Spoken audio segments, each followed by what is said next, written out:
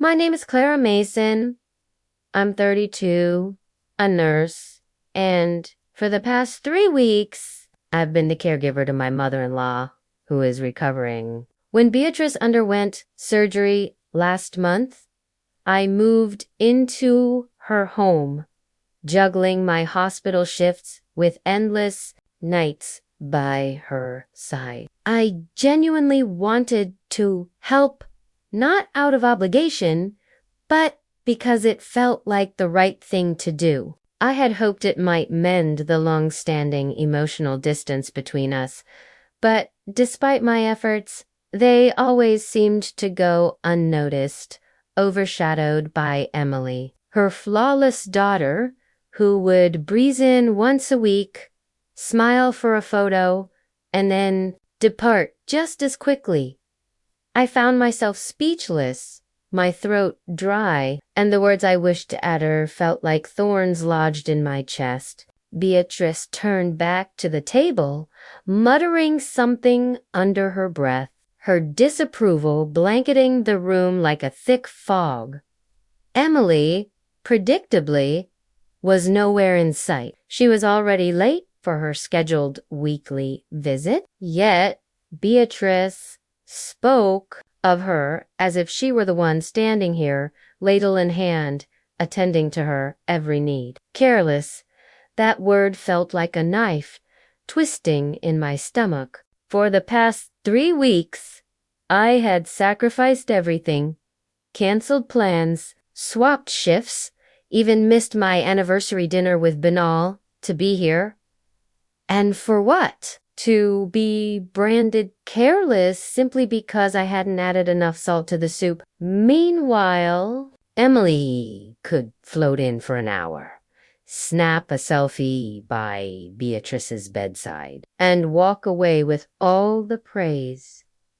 I gazed into the pot, my hand trembling slightly as I stirred. Anger began to simmer, bubbling just beneath the surface. It wasn't just words. It was the smugness Emily radiated during every carefully choreographed visit. She knew exactly how to present herself as the devoted daughter, and she knew I wouldn't retaliate, at least not until now. Just as I opened my mouth to defend myself, the front door creaked open and Emily strolled in, her heels clicking against the hardwood floor. "Smells good in here," she chirped, holding a bouquet of flowers in one hand and her phone in the other, as if she had just dropped by to brighten everyone's day. She cast a brief glance at me, her smile lingering a second too long, then turned, her attention to Beatrice. "How's my favorite patient today?" she cooed, leaning down to kiss her mother's cheek. Beatrice's face lit up, her earlier frustration with me dissipating like a puff of smoke. "Emily, sweetheart, you're just in time. I was telling Clara how important it is to pay attention to the little things," she said, adding with a pointed look in my direction. Not that she'd understand. Emily placed the flowers on the counter and let out a soft laugh. "Oh, Mom, I'm sure Clara's doing her best," she said, her voice syrupy sweet. She turned to me, her expression unreadable. "Don't worry, Clara, taking care of Mom isn't easy. I've been learning that myself." I clenched my jaw, the words I wanted to say hanging on the tip of my tongue, begging to be released. But Emily was already in motion, pulling out her phone for what I knew was coming next. She posed next to Beatrice, leaning in with a radiant smile as her camera clicked. "Just want to capture these precious moments," she said, her voice light, as if she hadn't just stolen the spotlight from everything I had been working tirelessly to maintain. As Emily scrolled through her phone, likely choosing the best filter to enhance her devoted daughter persona, Beatrice sighed contentedly. "It's so nice to have both my girls here," she said, her gaze lingering on Emily, though I'll admit, Emily always knows just how to make me feel special. My grip tightened on the ladle, the weight of her words pressing down on me. Both her girls special. I had spent the last 3 nights waking up every 2 hours to help Beatrice shift positions, prepare her medication, and ensure her comfort. Meanwhile, Emily's contribution amounted to curated snapshots and vague reassurances that she was always thinking of Mom. Mom, Emily began, her tone casually breezy. I was actually thinking of bringing you that herbal tea you love next week. You know, the one from that little shop downtown. It's just been so busy at work, but I'll make time. Oh, Emily. That sounds wonderful, Beatrice exclaimed, her eyes practically glowing with pride. You're always so thoughtful. I couldn't stop myself this time. Thoughtful? I blurted, my voice sharper than I intended. Both Beatrice and Emily turned to me, Beatrice's brows knitting together in confusion. She drops by once a week to take a few photos and then disappear. I've been here every single day, doing everything I can to make sure you're comfortable. Emily's smile didn't falter. If anything, it grew wider, but her eyes flashed with something colder. Clara, she said, her voice calm and measured, I didn't realize this was a competition. We're all doing our part in our own way. Some more than others, I muttered under my breath, turning back to the stove. I could feel the tension in the room shift, but I wasn't about to let her patronizing tone have the last word. The moment the words left my mouth, regret washed over me. Even though I was right, I hated that I'd let my frustration spill over, that I'd stooped to making it sound like I was keeping score. It wasn't who I wanted to be, no matter how unfair things felt. Later that evening, I slipped into the guest room, shutting the door quietly behind me. I sank onto the edge of the bed, my phone already in my hand. Ben picked up on the second ring, his voice warm but distracted. Hey, everything okay? No, I said, the word tumbling out before I could stop it. I'm exhausted, Ben. I've been doing everything for your mom. Everything. And she doesn't even notice. Emily walks in for 10 minutes with flowers and a fake smile, and suddenly she's the perfect daughter. Ben sighed heavily on the other end, the sound crackling through the speaker. Clara, you, you know how my mom is? She's always been like this. You can't take it personally. I know she's like this. I snapped, my voice sharper than I meant.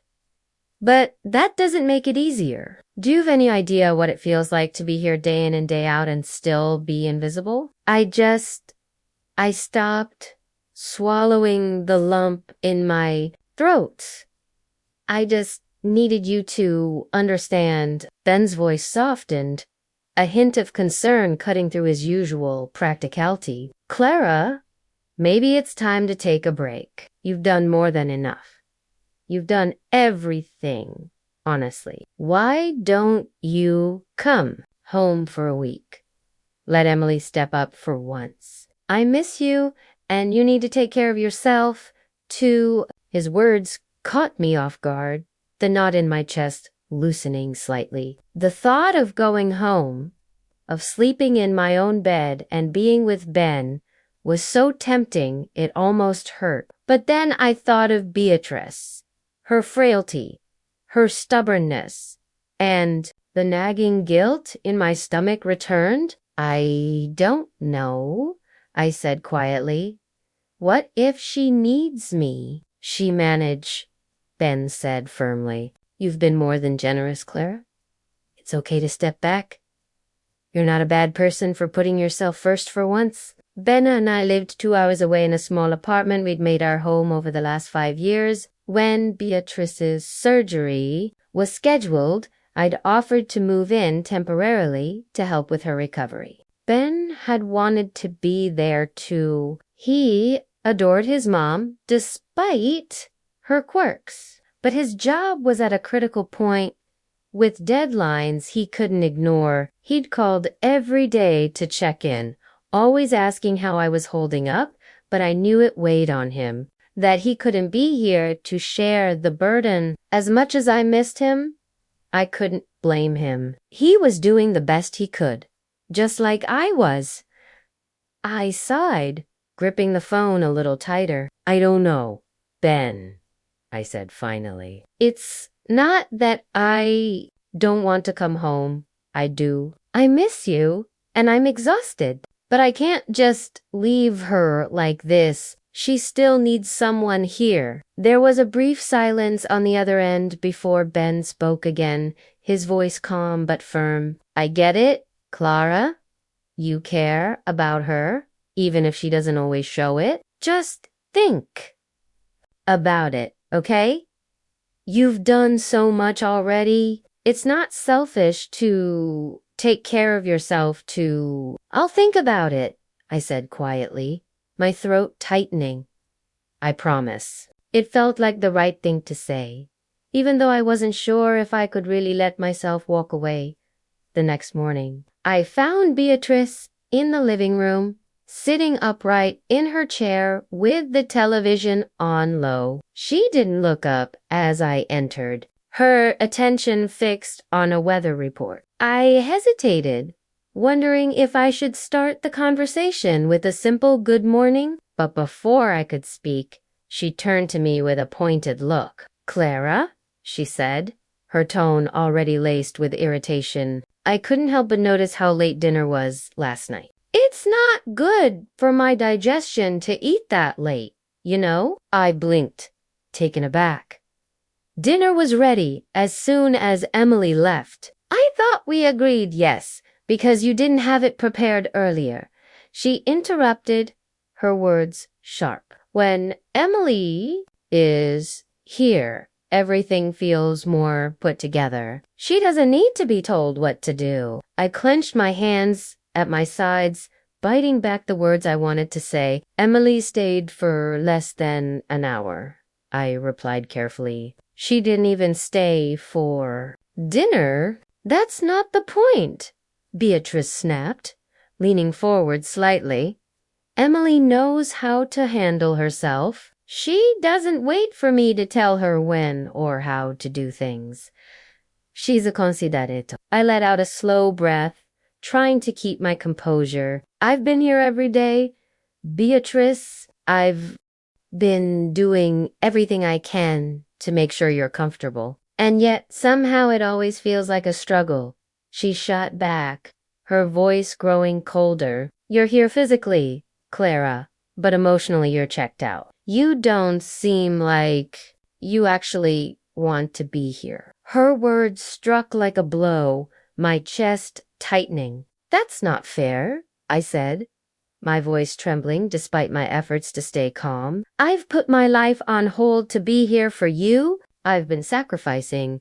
She cut in, her tone dripping with sarcasm. Oh, how noble of you. If it's such a burden, Clara, maybe you should have just let Emily handle it. She's busy, yes, but at least she doesn't make me feel like I'm an inconvenience. I opened my mouth, then closed it, unsure of how to respond. The hurt and anger bubbled inside me, but I knew saying anything more would only make it worse. Instead, I straightened, my voice quiet but firm. I'm doing my best. I'm sorry if that's not enough. She waved a hand dismissively, turning back to the television. Your best isn't what I need, Clara. Emily understands me in ways you never will. The room felt suffocating, her words hanging in the air like smoke. Without another word, I turned and left, retreating to the guest room to collect myself. Tears pricked at my eyes, but I refused to let them fall not yet. not in front of her, sitting on the edge of the guest bed. I stared at the neatly folded clothes in my suitcase, my thoughts swirling. Beatrice's words replayed in my mind, each one digging deeper into the ache that had been building for weeks. No matter how much I gave, how much I tried, it was never enough, and it never would be. I picked up my phone and scrolled through my messages, landing on the last one from Ben. "You've done enough, Clara.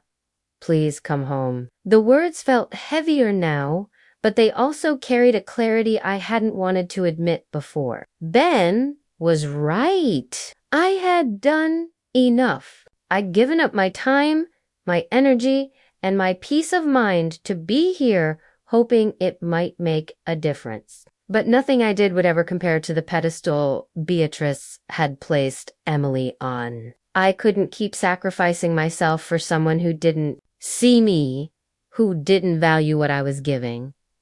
I let out a shaky breath, wiping the tears that threatened to spill. It wasn't about giving up. It was about knowing when I'd reached my limit. For my own sanity, I had to stop waiting for Beatrice's approval. I had to go home.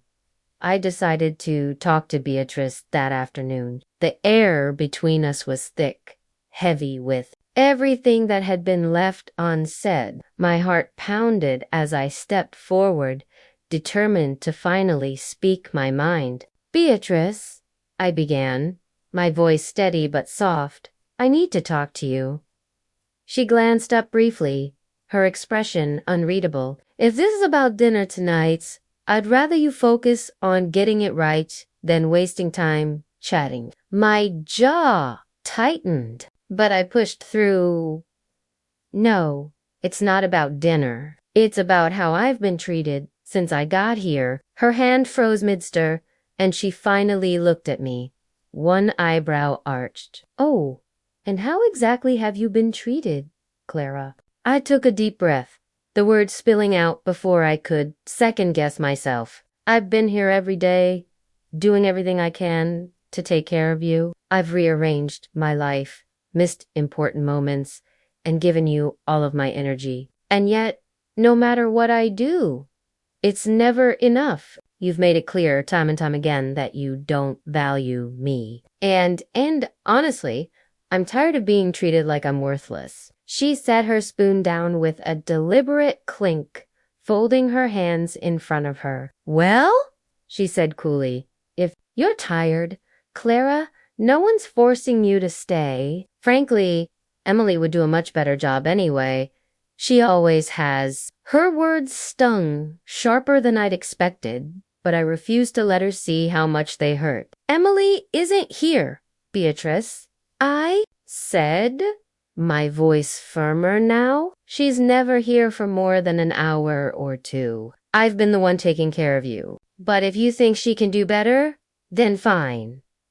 I'm done." Beatrice didn't flinch, her expression hard as stone. "Good," she said with disdain.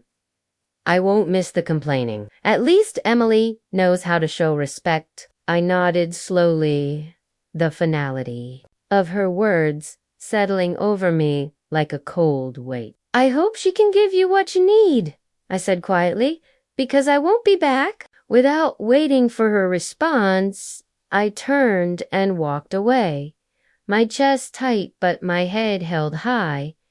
It was over. I was done. Back in the guest room, I packed my things with quiet determination. Each folded piece of clothing felt like another weight lifted off my shoulders. Beatrice's cutting words still rang in my ears, but I shoved them aside. It was over. I was done bending myself into knots for someone who didn't value me. Once everything was packed, I sat on the edge of the bed and stared at my phone. My thumb hovered over Emily's number before I pressed call. The line rang several times before she finally picked up. "What is it, Clara?" Emily answered, her tone clipped and impatient. "I'm kind of busy right now." I took a deep breath, refusing to let her attitude get to me.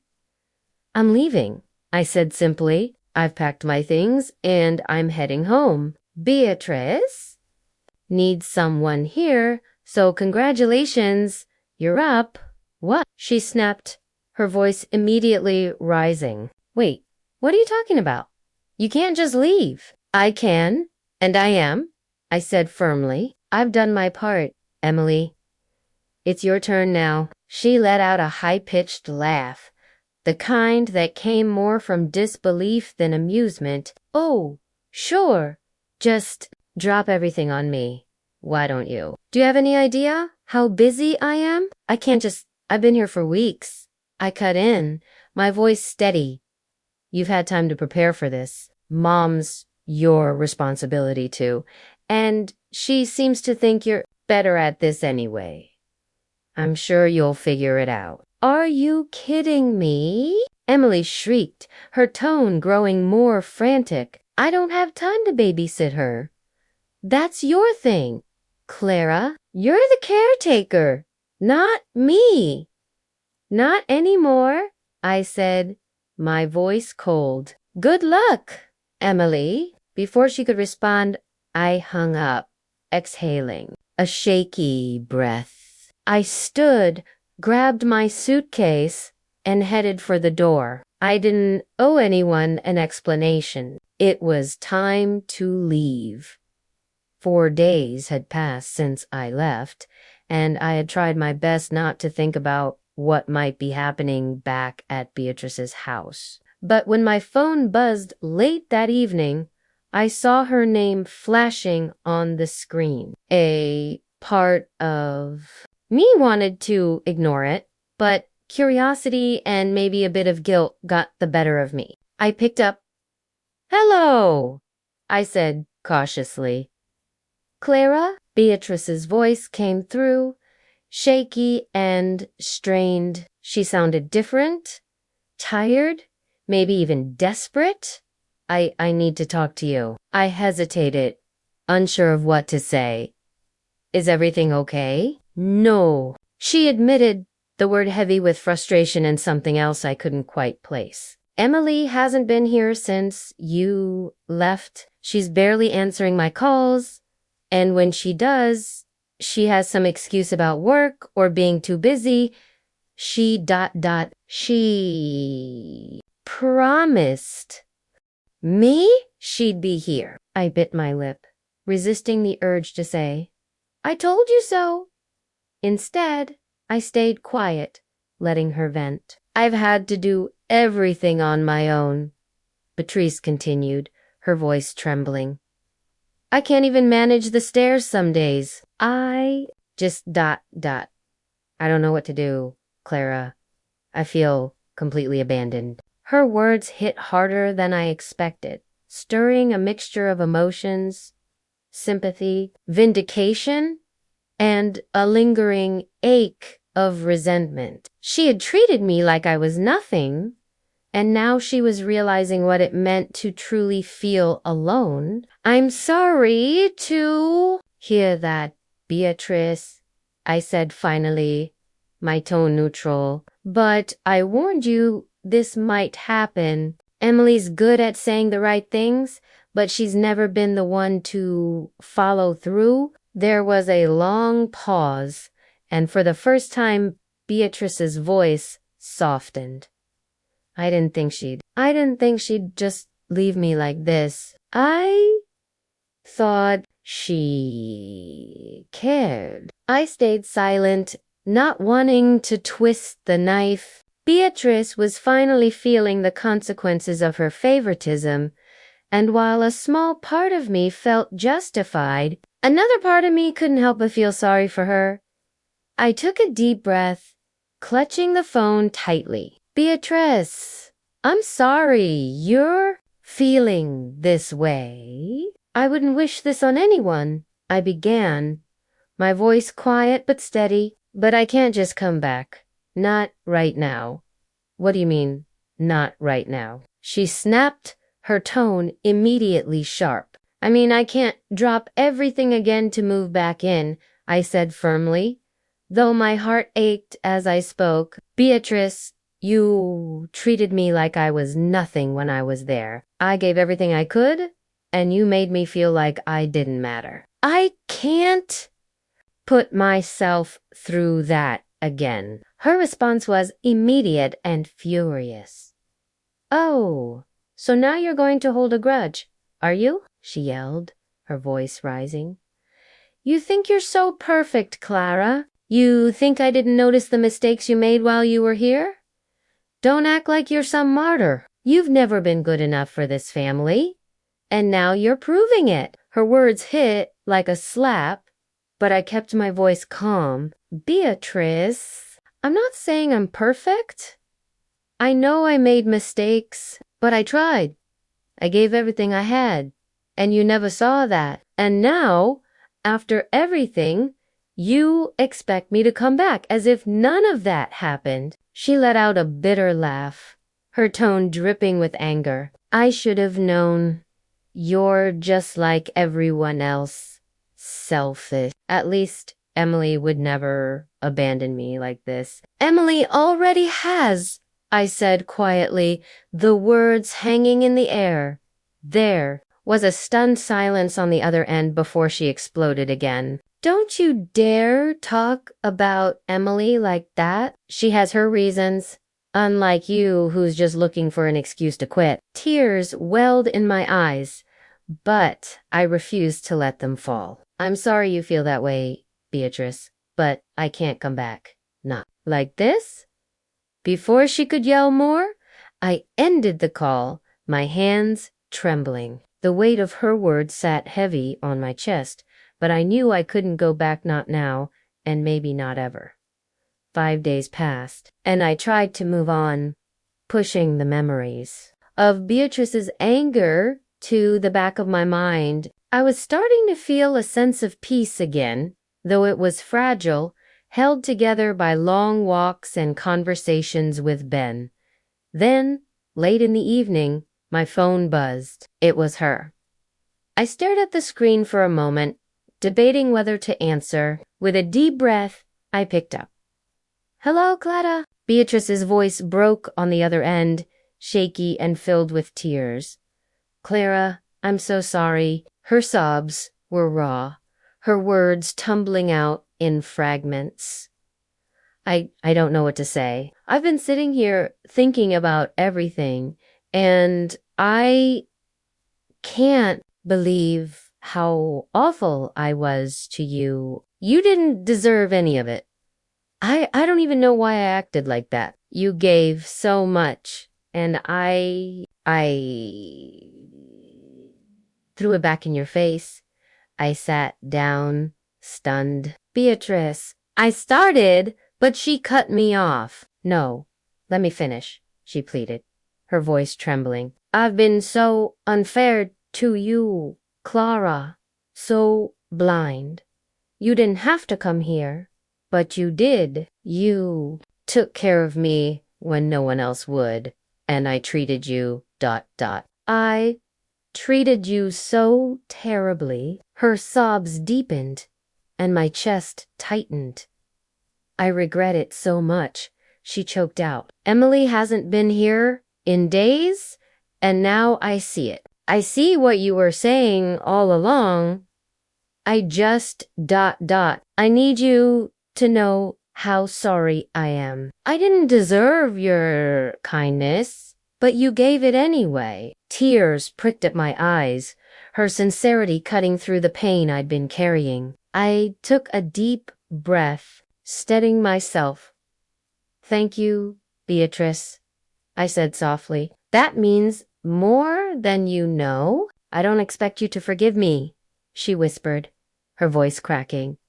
But I had to tell you, I'm so sorry. I sat in silence for a moment, letting her words sink in. I'll need time, I said finally, my voice gentle but firm. But I appreciate your apology. It's a start. It is, she said, her sobs quieter. I'll try to do better, Clara. I promise. When the call ended, I set the phone down, my heart heavy but lighter all at once. For the first time, it felt like there was a path forward, however slow it might be. After Beatrice recovered, everything was different. She treated me with kindness and gratitude, her sharp edges replaced by genuine warmth. Each visit was lighter, filled with moments of connection instead of tension. Beatrice went out of her way to show her appreciation, and while the past couldn't be erased, it no longer weighed us down. For the first time, I felt truly valued, and that made all the difference.